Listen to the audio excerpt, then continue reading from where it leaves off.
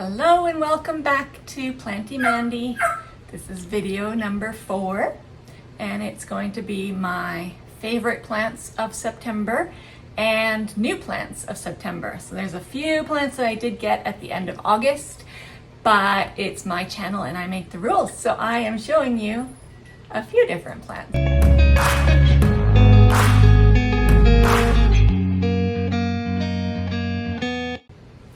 So, to start off, we just have to do that. Do I even need to speak? Look at the velvet on this. I am so in love with it. It is the Anthurium Crystallinum. Anybody who has anthuriums know. So I'm fairly new to anthuriums in the last 6 months or so. I purchased this from an Equigenera pop-up at the Calgary Orchid Show, and I just could not pass her up. So she came with these more unhappy, crispy leaves.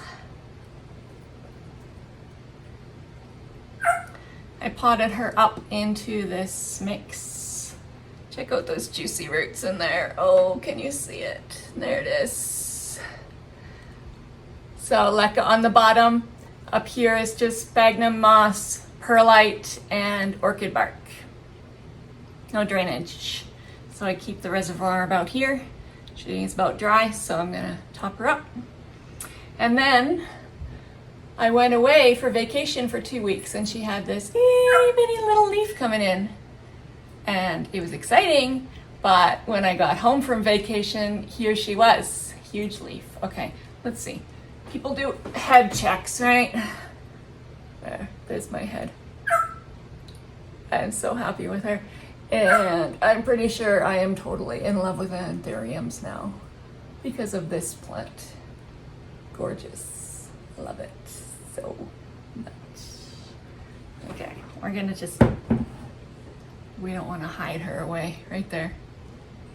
Hello. All right, next one. I just showered it down because it was dusty. Oh boy. Okay, she is gonna have to move over. This is my Fernleaf cactus, also known as Sharktooth cactus. It is a jungle cactus, and I am absolutely in love with it. So it looks like fern fronds, but they're totally rubbery like succulents. It's got tons of new growth. This one's new, this one's new, this one's new, this one's new. There's a little one in there that's new. Isn't that fantastic? I love it. So I had this on my succulent shelves over the summer. And now that the sun is coming into the south-facing window more, I was worried about her getting scorched, so I did move her off to the side a bit because coming from the jungle, they don't like direct sun on them. And it's still in its mix from the store, so I'm gonna have to repot her fairly soon, but as long as she's happy, she gets to stay, just like she is.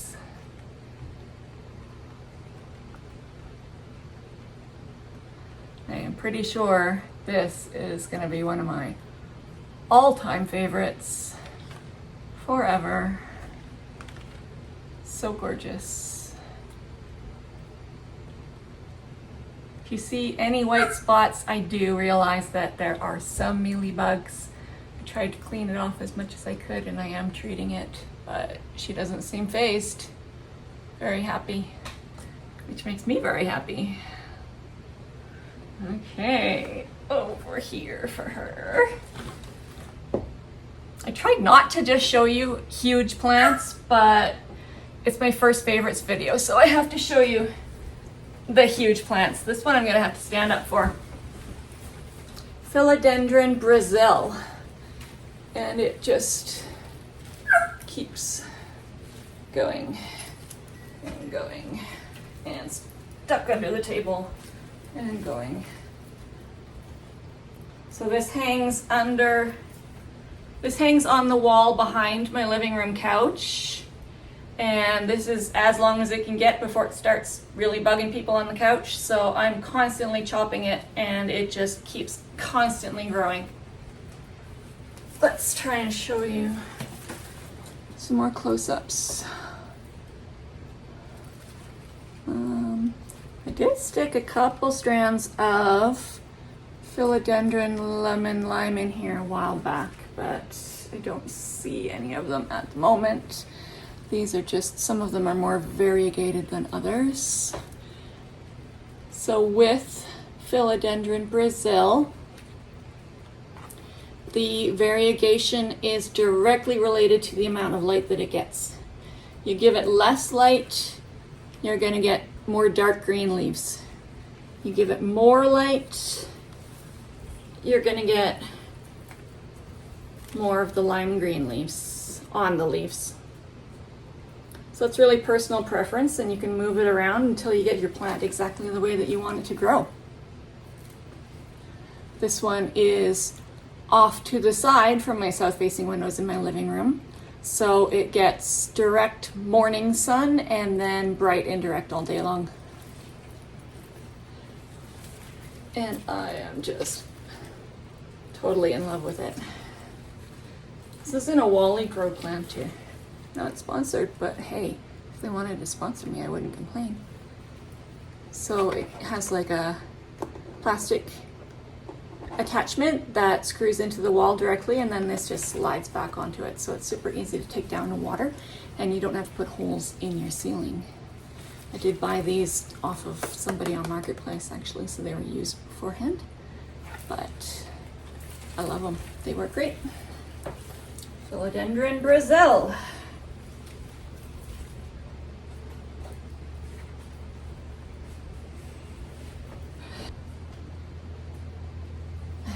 Okay, this is a fun one. Pilea Peperomioides, also known as the Chinese money plant, or also known as the friendship plant. And the reason for that is because of all of the little babies that it produces. This is hard to show you. So, way back in the day, I saw Plantarina had her Pilea Peperomioides in a hanging basket, and it had babies growing out the drainage holes in the bottom. And I'm like, well, that's cool, but how could we make that happen more? So I went to the thrift store looking for some sort of a strainer, and I found this like restaurant cutlery silverware container, and it has grown babies out of the holes. And I just think that's the most fun thing ever. Eventually I'm going to have to repot it and pull all those babies out, but that's okay. I like to propagate, we know this. Generally, if it's in a regular pot, it will just grow. Oh, I don't know if you can see. There's a little baby in there. This one was a baby, but it's getting large. And I have a stake up the main stem. So these ones do very frequently drop the bottom leaves on this main stem. And that's why I like just leaving the babies in there, because it fills it out and covers up that bare stem. I also have like an elastic in here to hold some of the babies upright. So that is her. It definitely dries out quickly with all of the holes in the pot, but it's simple. You just water it more often and it's happy. And it's very happy. Definitely keep it in a bowl, because when I water it, the water goes straight out the holes, so I let it soak it up from the bottom as well. And there we go.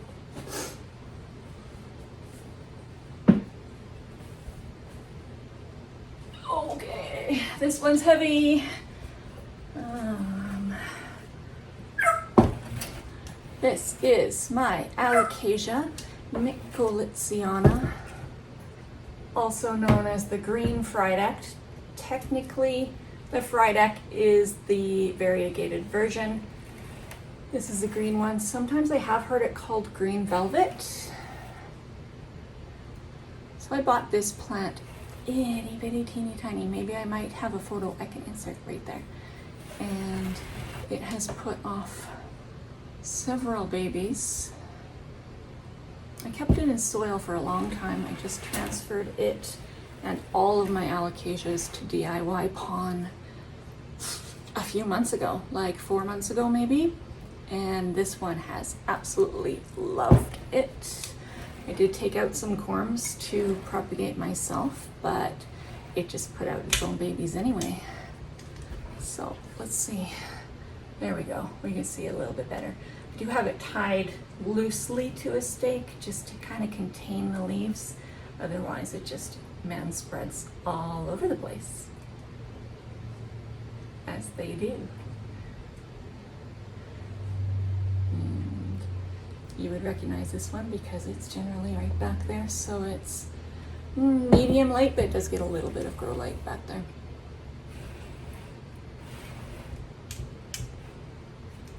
And again, I keep the water reservoir about a third in the bottom of the pond.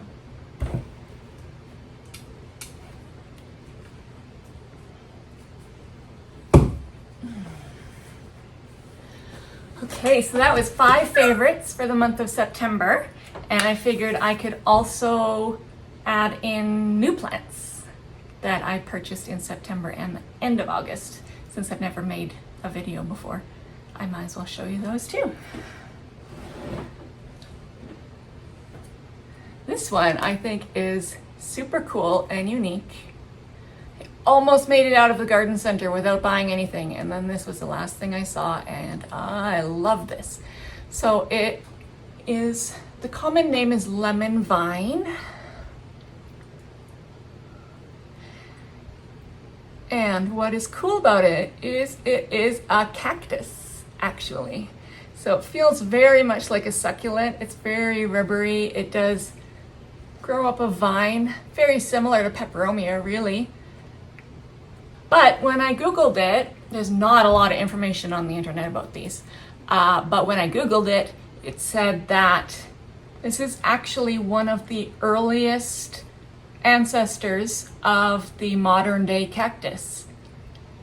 So these have been around a very long time, and I just love the coloring on it. It is so cool.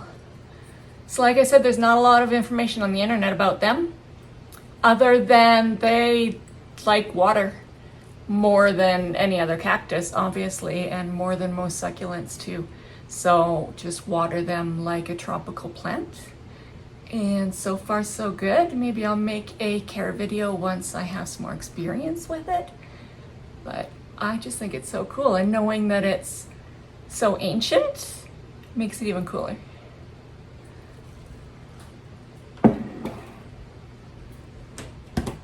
Okay.